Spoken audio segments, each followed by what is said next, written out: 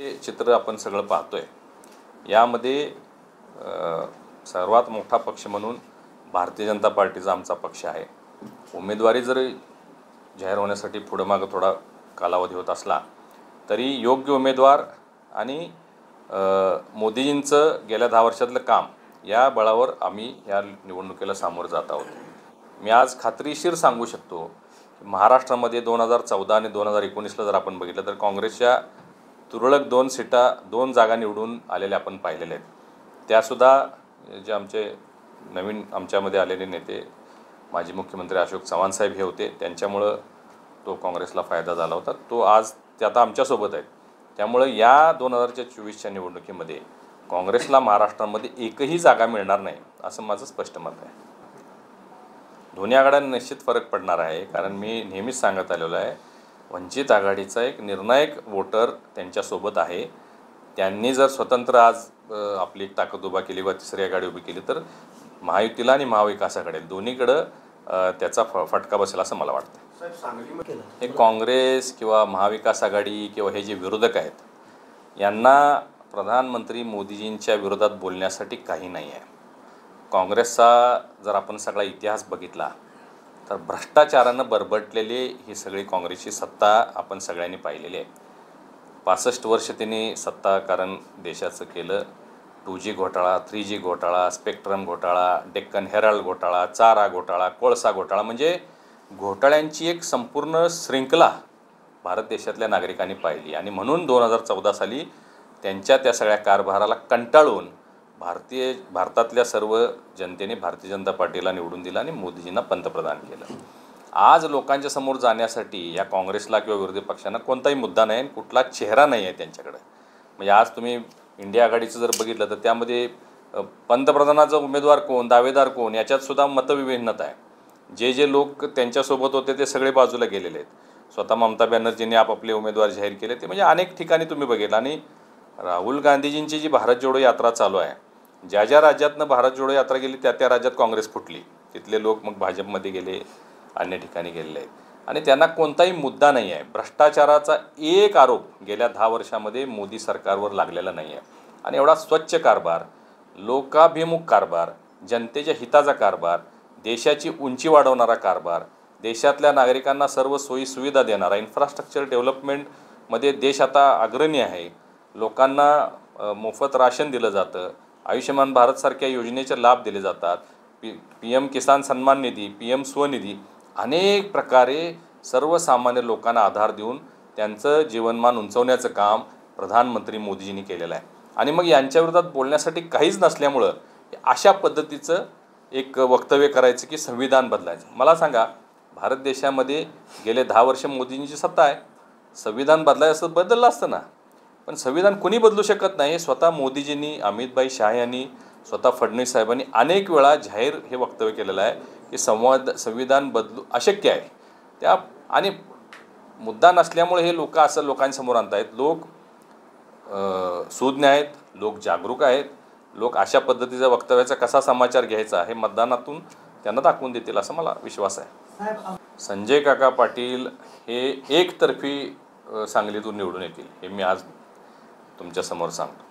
कारण तिथं जो त्यांचा महाविकास आघाडीचा जो गोंधळ सुरू आहे, बिलकुल समन्वय नाही आहे।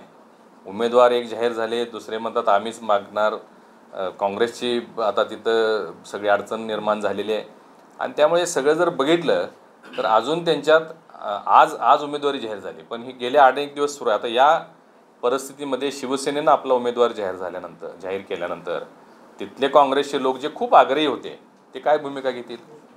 तिथले राष्ट्रवादीचे नेते जे खूप आग्रही होते ते काय भूमिका घेतील? आता हा सगळा निवडणुकीच्या काळात तुम्हाला दिसेल। आणि मी सांगतो संजय काका एकतर्फी निवडून येतील। जरांगे पाटील साहेबांनी जी मागणी केलेली होती, मला वाटते महाराष्ट्र शासनानं सन्माननीय मुख्यमंत्री एकनाथ शिंदे साहेबांनी 10% आरक्षणाचा मुद्दा जो होता तो घोषित केलेला आहे आणि त्याची कारवाई सुरू झालेली आहे।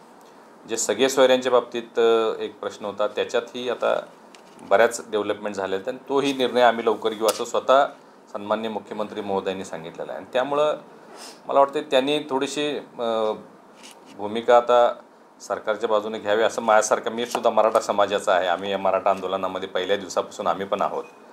थोडंसं आता नरमाईची भूमिका त्यांची आमच्या महायुतीसोबत असावी अशी आम्ही परमेश्वरचरणी प्रार्थना करणार आहे. आता हे सगळं जर तरच्या गोष्टी असतात. गेल्या वेळीचे समीकरणं आता तशीच राहतील असं सांगता येत नाही. पण मी मगाशी सांगितल्याप्रमाणे वंचितचे एक निर्णायक मतं महाराष्ट्रात प्रत्येक मतदारसंघामध्ये आहेत. काही ठिकाणी ते पाठिंबा देत आहेत, काही ठिकाणी ते स्वतंत्र उभारत आहेत. तर मी मगाशी सांगितलं की महायुतीलासुद्धा काही ठिकाणी त्यांनी पाठिंबा द्यावा. यासाठी वरिष्ठ पातळीवर प्रयत्न होत आहेत का याची कल्पना मला नाही, पण करायला काही हरकत नाही असं माझं मत आहे. त्यांचा जो मेळावा इचलकरंजीमध्ये झाला होता त्यावेळी त्यांनी तसं थोडंसं सकारात्मक आमच्या दृष्टिकोनातून त्यांचं वक्तव्य होतं. परंतु आत्ता जी भूमिका त्यांनी जाहीर केलेली आहे ती एकटे जाण्याचा त्यांचा प्रयत्न आहे. आता मला माहिती नाही वरिष्ठ पातळीवर ज्या पद्धतीने काही काँग्रेसच्या जागांना समर्थन दिलेलं आहे तसं भाजपच्या काही जागांना समर्थन वरिष्ठ मागतील किंवा काय मला माहिती नाही. पण जर मागितलं तर त्यांनी त्या बाबतीत काय भूमिका घेतील हा प्रश्नचिन्ह असेल आपल्यासमोर. वंचित आघाडीची महाराष्ट्रामध्ये एक चांगली निर्णायक ताकद आहे हे आपल्याला नाकारता येणार नाही.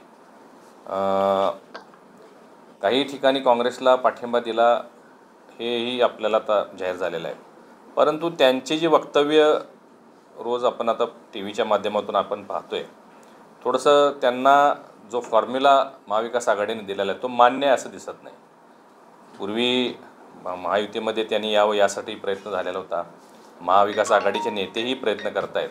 परंतु सन्मानजनक तोडगा मिळत नसल्यामुळं कदाचित त्यांनी तो अजून नाकारला आहे असं मला वाटतं आहे. आज तेही आपली भूमिका जाहीर करणार आहेत. तर आपण वेट अँड वॉच करूया. मेसेज आलेला आहे दिल्लीवरून की अखेर प्रकाश आंबेडकर यांचा एकला चलोरेचा नारा, महाविकास आघाडीसोबत युती होणार नाही. म्हणजे आज जाहीर झालं की त्यांना सन्मानजनक तिकडं जागा मिळाल्या नाहीत आणि ते एकटे लढत आहेत. आपल्याला माहीत आहे गेल्यावेळी ते कोल्हापूर आणि हातकणंगले लोकसभा त्यांनी लढवली आणि खूप चांगली मतं त्यांनी घेतलेली आहेत. तर आता ते एकटे जात आहेत, बघूया काय होतं. महायुतीच्या सर्वात पहिलं आम्ही एक समन्वयाचा मेळावा घेणार आहोत ज्याच्यामध्ये शिवसेना, राष्ट्रवादी, भाजपा आणि आमचे सर्व घटक पक्ष, RPI आहे, बरेच 11-12 पक्ष आहेत. या सगळ्या पक्षांचा एक समन्वयाचा मेळावा सुरुवातीला होईल आणि त्यानंतर पुढची रणनीती जी आहे ते तिन्ही पक्षाच्या एक समन्वय समिती नेमून त्याच्या पद्धतीनं पूर्ण लोकसभेमध्ये प्रचाराच्या नियोजनाची बैठकी आणि त्या पद्धतीचा कार्यक्रम सुरू होईल. प्रधानमंत्री मोदीजींचा कार्यक्रम किंवा दौरा अजून निश्चित नाही आहे. परंतु या पश्चिम महाराष्ट्रामध्ये 2 ठिकाणी त्यांची सभा व्हावी अशी आमची सगळ्यांची अपेक्षा आहे आणि त्यातली एक सभा कोल्हापूरला व्हावी यासाठी आम्ही प्रयत्न करणार आहोत. महाराष्ट्रातील शिवसेनेचे जे प्रमुख आहेत ते सन्माननीय मुख्यमंत्री एकनाथ शिंदे साहेब आहेत. त्यांना या परिस्थितीमध्ये 13 खासदारांनी पाठिंबा दिलेला होता आणि त्यापैकीच कोल्हापूरचे 2 खासदार आहेत. पहिल्या टप्प्यातील उमेदवारी जाहीर झालेले ज्यांचे आज शेवटचा दिवस आहे नामांकनाचा, तर ते डिक्लेअर केले गेलेले आहेत. आता बाकीच्या या सगळ्या उमेदवारी जाहीर करण्यासंदर्भात आपल्याला हे माहीत आहे की राष्ट्रवादी, शिवसेना आणि भारतीय जनता पार्टी या तिन्हीच्या समन्वयाने या सगळी उमेदवारी जाहीर होणार आहेत. सगळ्यांची मतं जाणून घेतलेली आहेत.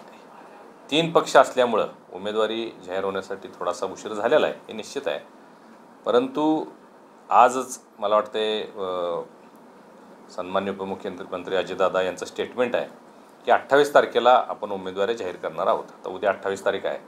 आपण उद्या अपेक्षा करूया की सगळे उमेदवार महाराष्ट्रातील जाहीर होतील.